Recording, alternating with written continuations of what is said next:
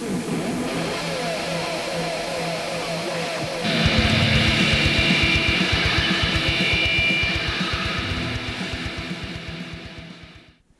how you doing? I'm Terry Taylor. Welcome to the Terry Taylor Show. Today I am going to be talking about Rogue One, which I saw last night. So, before we get started, I should tell you I'm going to be saying some spoilers. There's going to be some spoiler territory within this review, so if you haven't seen it yet, come back after you have. Now, where to start?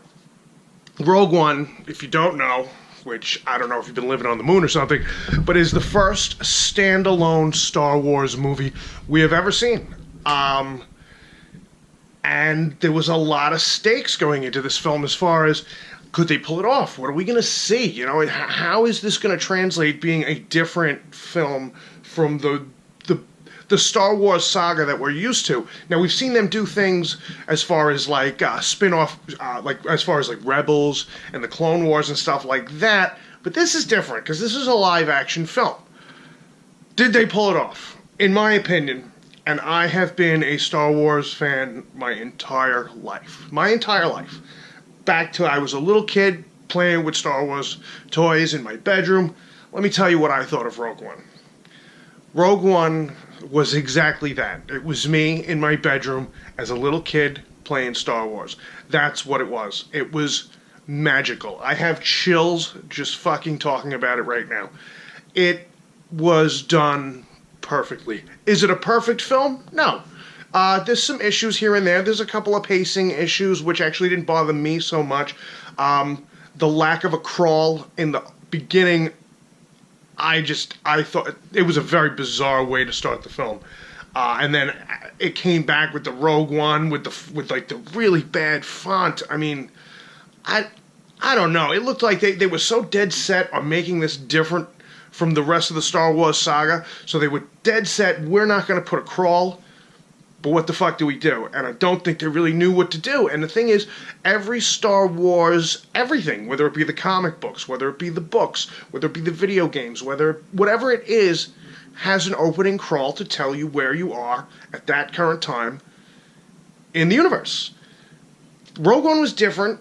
It did have a book that prequeled it and set up these characters for you called Catalyst, which I did read before seeing the film. I feel like a summary of that book would have been a great opening crawl to this movie. There's some relationships in there between certain characters that Catalyst tells you that you don't know going into this film.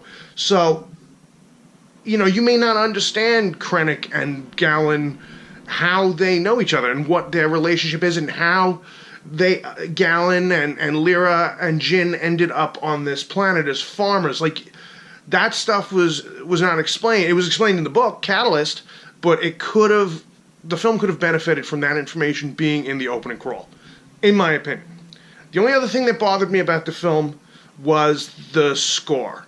Now, I know that the guy that took over had like a month to come up with the score for this, and it shows. There are some points where they really missed some opportunities where they could have been dropping like the Empire, you know, that particular theme song, some Jedi songs here and there to really kind of remind you, sort of how they do in Rebels, where they remind you, and there are throwbacks to the the John Williams original Star Wars score, but Rebels is not scored by John Williams. This, they sort of missed the mark, because this didn't do that. It tried, but, you know, given such little time to score this film, it suffered a little bit from it. I felt like there was 50% of the music is great. 50% of it is really good and very fitting to what is going on screen. Then there's like 50% of it where it's almost distracting, where it almost sounds like bad sci-fi movie music in a way. It doesn't sound fleshed out. It sounds like ideas of songs that just never really became. And I think that was the time crunch. Let's talk about Vader. This is a big time spoiler. I mean, you know he's in the film. He's in it if he's in it 5 minutes, that's being generous with the time. He's in it very briefly, but he is used to such perfection. This is the Vader we wanted. You see his intimidation with Krennic, and he puts him in a little bit of a force choke, and he drops a one-liner on him. But the way that Krennic reacts to it, because Krennic's character is fantastic. He is fantastic, very fleshed out, very good bad guy for the film. So Vader and him have a great interaction where there's a little force choke maneuver, and he respects it, and he gives him a smile as he's walking away, and the choke has been released, which I thought was fantastic. I thought it was very beautifully done. But then at the very end of the film, the last 2 or 3 minutes of this film, we get to see the Vader we've always heard about. The Vader that everybody is scared of. The badass Vader. And they give it to us. They give it to us beautifully. I have fucking goosebumps and chills just talking about it. They give you the Vader you want to see. They give it to you big time. It's really just... I found myself sitting in the theater with just a giant grin on my face, pounding on the arm of the seat, cheering the people in the crowd were it was just an unbelievable experience to actually see that come to fruition, and the way it is shot through all these corridors and the handing off of the plans, and it's so frantic and insane, and it leads right into A New Hope beautifully. The setup was beautiful, and I feel as though Rogue One really enhances that original Star Wars movie. Because as soon as I came home, I watched A New Hope, and it really the way it was done with such finesse. It was done so beautifully.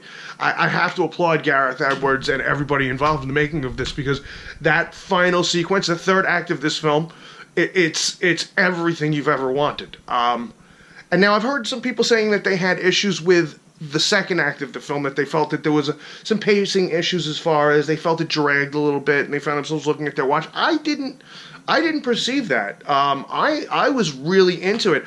Once we start getting involved with Saw Gerrera and stuff like that, and you get to find out the history that he actually raised Jyn, and we get into that whole thing.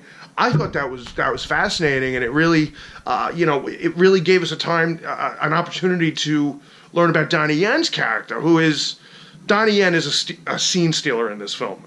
Him and K2SO. Anytime they're in a scene, it's their scene. They stand out. And that's not to say that everybody else is lacking. This is actually some of the best acting I've seen in a Star Wars film. Not to say that everybody else is a shitty actor, but there are some moments with Diego Luna and Felicity Jones where it is just, you are locked in it.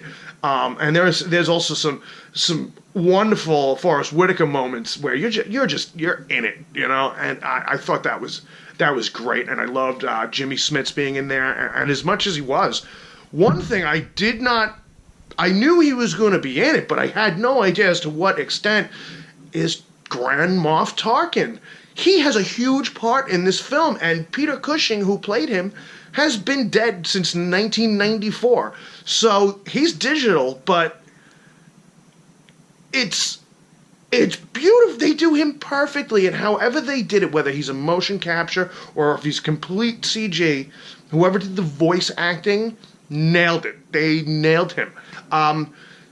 He looks fantastic too. He really does. There's some technology in this film that is really going to change things going forward. You see things in this film you haven't seen before. They're able to digitally bring back some characters from the original film that are either dead or very, very much old, 40 years older at this point. And they're able to do that in such a cool way. If you're a big, deep, sweaty fan like I am, I really appreciated these little nods. You may not notice all of them if you're just the casual fan, but there was enough fan service in this film that I appreciated. It was all the time and work and energy put into these backstories and learning about all the books and the comics and the games and everything else, there is payoff for you within this film. You're going to see things and appreciate things that the casual viewer is not going to know, and they're there for you. And so that payoff is very nice. I'm going to go ahead and say that I put this movie right there with the original trilogy. I love The Force Awakens. This movie just it knows it really led by a nose. There's certain things that are in this film that are things that I never thought I would see, things that I've always wanted to see, and it is just stunning. The film is stunning to look at. It's shot with the Arri Alexa 65, and the film is just breathtaking to look at. The space battle we have in that third act is such a payoff because we didn't get one in The Force Awakens. This makes it okay. Go see Rogue One. It's a violent film. I could also see where the casual Star Wars fan may not like this film because it's a different Star Wars film. It is shot different than any Star Wars film you've ever seen. It is a war film. It is definitely geared towards an adult audience. Keep that in mind if you're bringing kids out. That's not to say that it wouldn't be accessible for kids, but I would put like an age gap on this at about 8 or 9. I wouldn't go any real. I don't think I would really go younger than that because there's some brutality in this film. There is some violence in this film. It is a war film, but I loved it. I absolutely loved it. I cannot wait to see it again. I cannot wait to actually own a copy of it. I think Rogue One is a success. I think it's fantastic, and I can't wait to see more films in this extended Star Wars universe. I'm not necessarily thrilled about the Han Solo film, but if they do it and handle it with the respect that they handled Rogue One, then maybe it's time to start looking forward to that. I definitely want to see more films like Rogue One that are